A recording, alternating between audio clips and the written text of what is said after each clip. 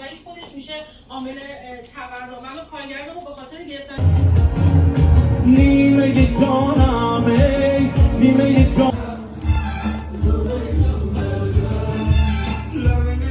خرابی با تو میرزه ندارم طاقت دکندن از تو